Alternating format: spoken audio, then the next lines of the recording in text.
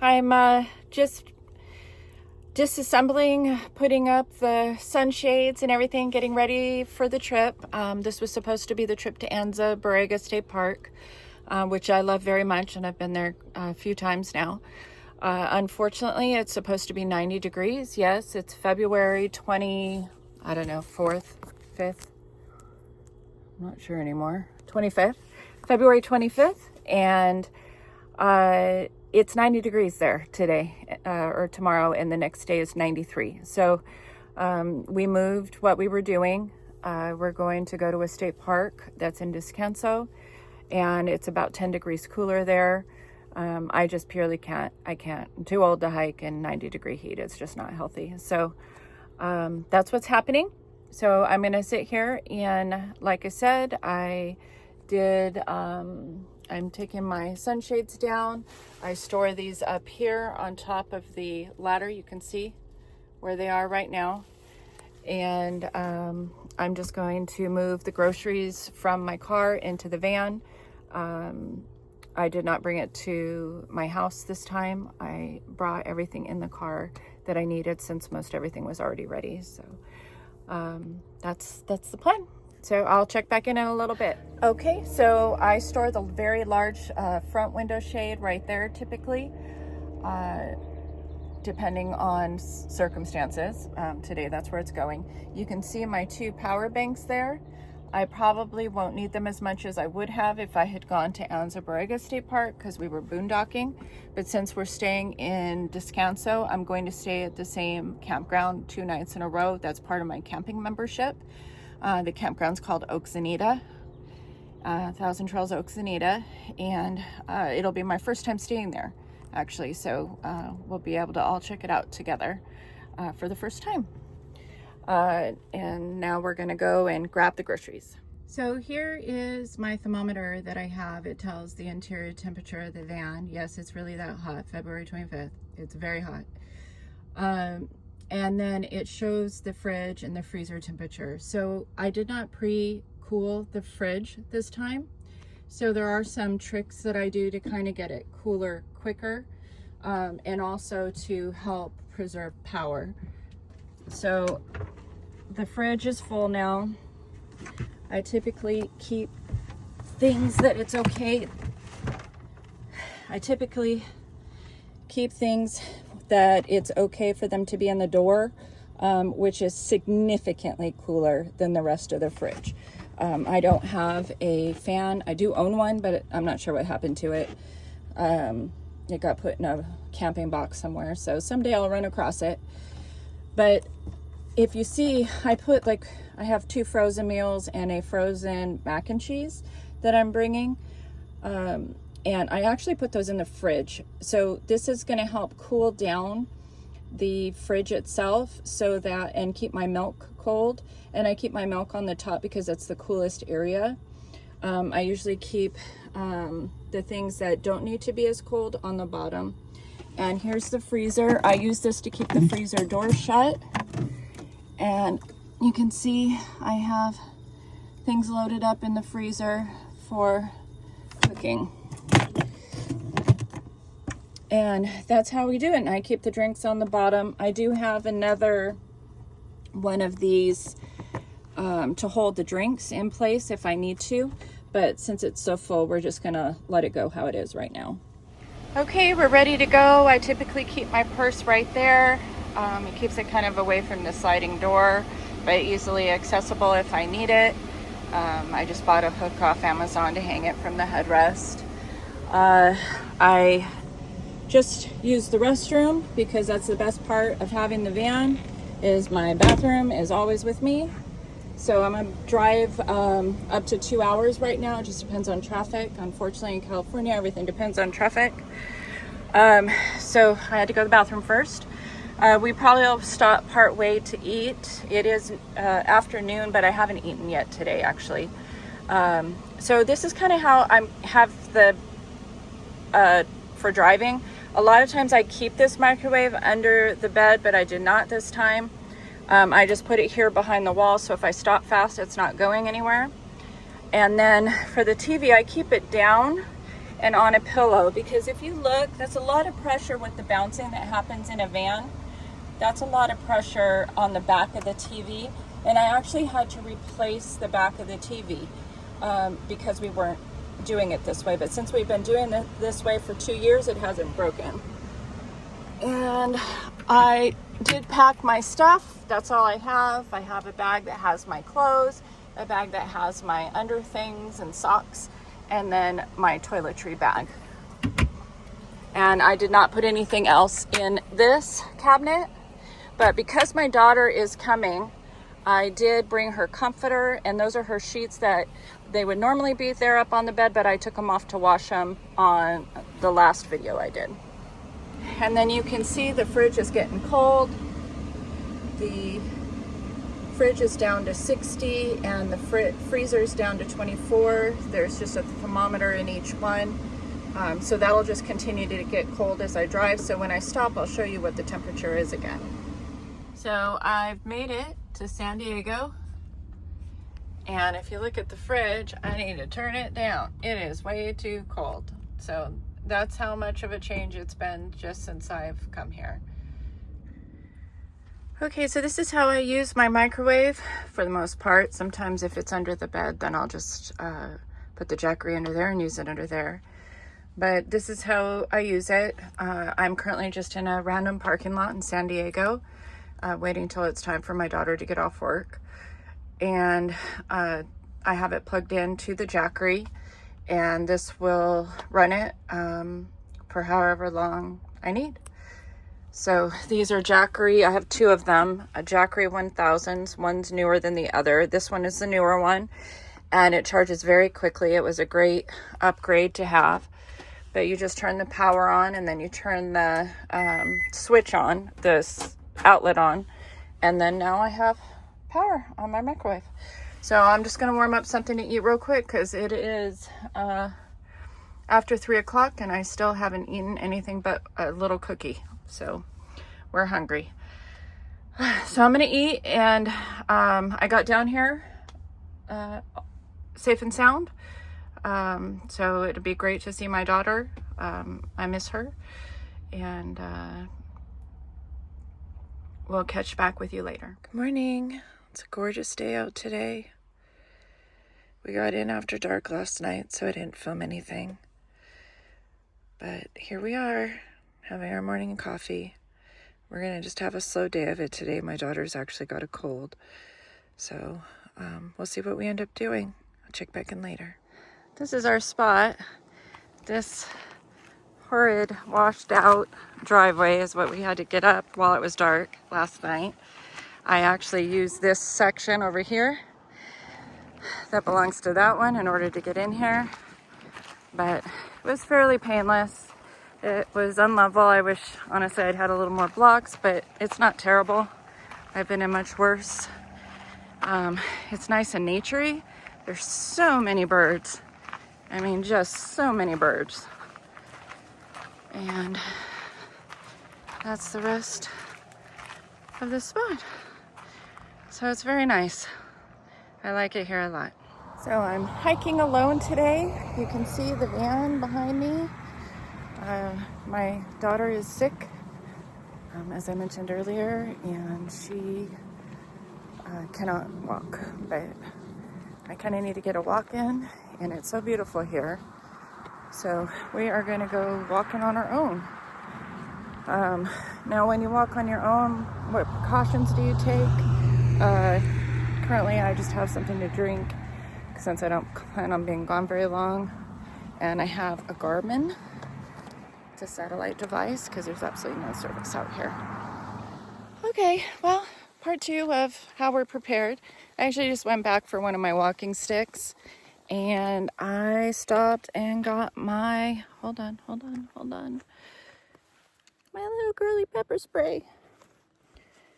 So I am just taking that just in case. I probably should have grabbed the bear spray. I did have that in there, but I wasn't bringing a backpack. But just in case, I guess there's technically mountain lions here. I've yet to see one in the wild. I hope I never do. I've seen bobcats, a couple of them now, but never mountain lions. So off we go. So in a few minutes, I'll try and show you the path. So here's the beginning of the trail. This was actually not the one I wanted to do, but the one I want to do, I'm hoping my daughter can do it tomorrow. But I can always come back. And it is pretty, just a little rustic. I'm gonna cross my fingers and hope there's no ticks. Hi, it's another day, and we are attempting another hike today. My daughter is going with me today. Yesterday I just started it, and it seemed a little sketchy to be alone on that particular path. So we're on a different one today, the one we wanted to do. So we're gonna do that today.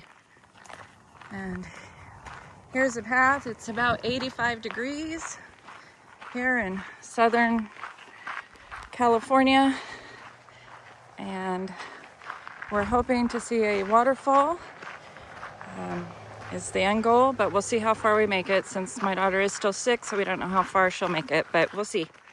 This is me walking back to the van because now I'm convinced I didn't lock the doors. So note to self, find some way to record it, text it to yourself, whatever. But the fear of not locking the doors is big. So we're in Cuyamaca State Park. I have a state park annual pass, so I did not pay for parking. Otherwise, it would be $10. The state park annual pass is $200, like $195 or something. And it's very useful to be able to go to the beach, and everything we're parking is $15 every time you go. So I do have that. I've had it for a while now. Probably expires at the end of summer. I'm not sure. August maybe. It's very useful for me traveling in California to have that. And so what we're doing is we're kind of paralleling the road on a path that parallels the road. Then we have to cross the road to get to the portion of the hike that goes to the waterfall, we hope. And the normal parking for that is closed during the winter. So the camping and parking is closed during the winter. I'll videotape that part once we get there. So now we've dropped down from the normal trail down to this side trail that goes into the area where we're going to hike. And you can actually see right here, they have, that's it, Cuyamaca Rancho State Park. Hopefully I'm pronouncing that right. They have it all closed off. You can only go in by foot. We found some water, so it's looking good for our little waterfall. So here we are. We're just hit the campground that's here, that's open in the summer. It's closed now, which is why the gate was up. But very pretty. Like I said, it's pretty hot today. It's about 85. I have a bandana around my neck that's wet and it's drying, so I might be dunking in that water right there, hoping for no germs. So it looks like we're headed the right way, Falls area. This is a really, really nice campground. I think it said it was Green Valley. So definitely recommend. It's gorgeous here. Not free like the one I'm staying at. Well, I say free in quotes since obviously it's a membership, but no further out of pocket. Let's say that. Beautiful.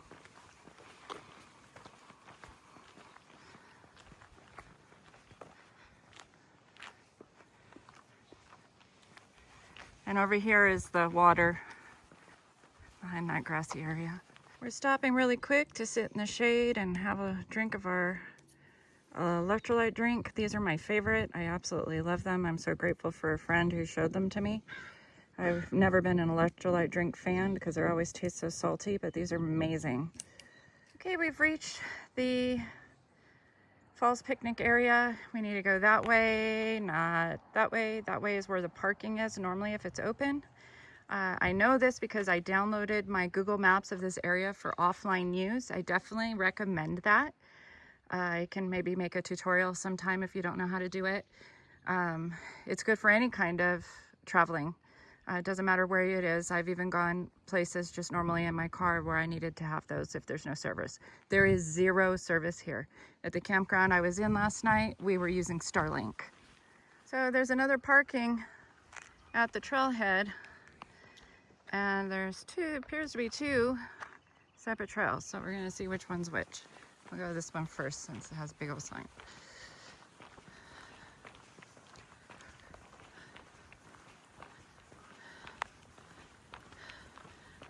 Okay, well, I'm thinking it might be this one since there's no diving within the state park system. And just in case you were wondering, there's no nudity in the state park system.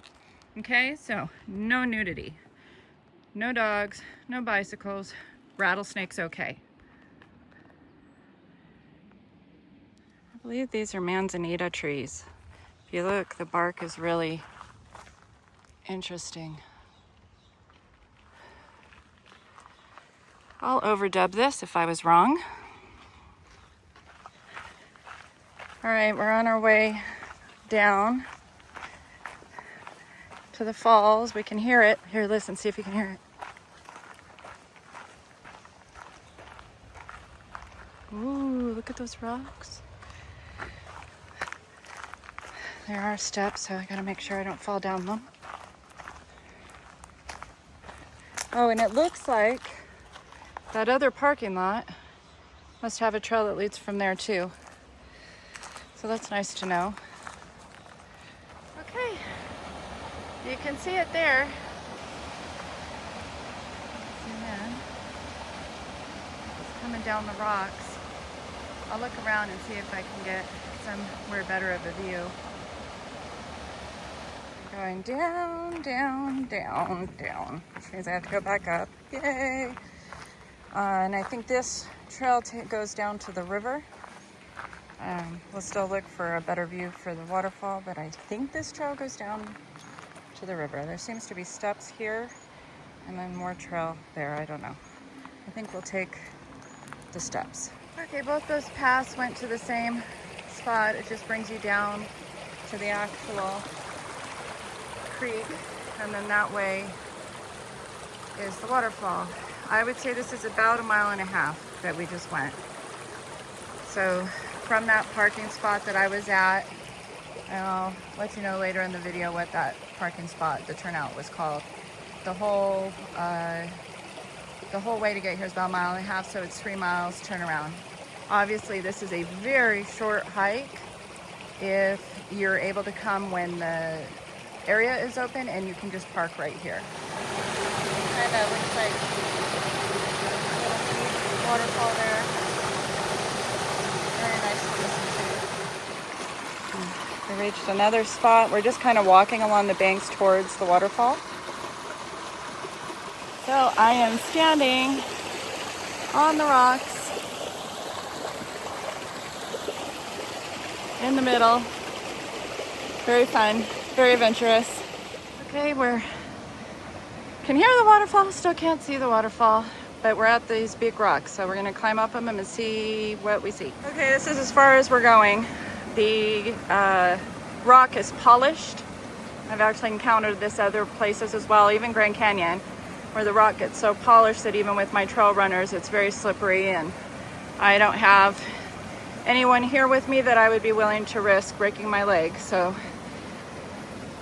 this is, maybe if it was more populated, but this is where we're going. We're gonna go up to another overlook that's up here and see if we can get something from there. This is the saddest part of hiking, is the graffiti that people do in the trees. So if you're watching this, there's never a reason to do this. It's just sad and heart-wrenching. And obviously, the closer you are to civilization, and we're not that far away. This is really bad in Angeles National Forest as well. You're gonna see this a lot more. Okay, now we're up, trying to find that little landing we saw from below. Okay, we are on the little perch. And you can see there's a pool at the base. And I think this is where your no nudity is coming in. And there's some other deep areas of the actual creek, but I think it's this pool at the base of the falls that's the issue. Very nice and secluded. Shame on people. Naughty, naughty. There. Just gorgeous though. And this time of year we saw one other person, one other couple. All right, we found another little path. Let's see where it goes.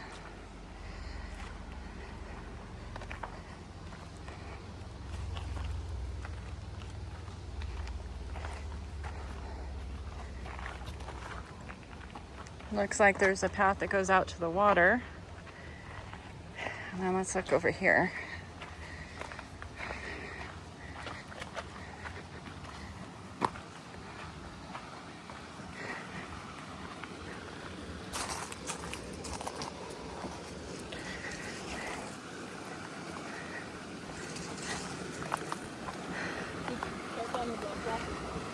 And we have more slippery rock. I don't know if you can tell, but that's polished. So even with... You can get on it if you can get on. Okay, I lied. I did get on the big rock. Look, there's a cute little pool right there. Where is it?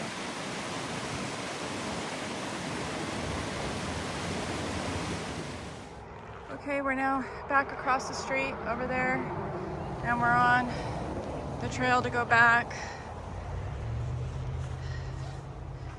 I currently have, at this point in time, almost 3 miles already. We did a couple of side quests. We also, remember, went back to the van to check the doors after we had already made it a little ways. So I imagine since it's about a half a mile back here, it'll be about 3.5 miles total for us. Maybe 3.75 actually, because I think I didn't start it right away. I'm in Oceanside. I stayed here last night. It's not too far from the water. Maybe a few blocks. We've walked it many times. I stay here because it's kind of a midway point between my daughter and I. And sometimes I've already driven too much and I need to come in. So we're all ready to go. Got the TV down, microwave over there. And I'm gonna head back home. So this is the end of my little mini trip with my daughter. And right there is a cemetery. Let's see. Just say hi. Hope you're doing well over there. And there's also a train right in front of it. You can sort of see the track. So there is a train here. This is Oceanside RV Resort. The train doesn't bother me at all, but it might some people. And it's included in my membership, so the cost was $0. So the cost of this trip was the gas, basically. Obviously we both ate, but we just ate food like you would at home. Actually probably cheaper food than I do at home since it was mostly pre-made stuff. And the gas was maybe $110, I think, somewhere around then. So that was my budget, in my budget for the month, and I'll catch you next time.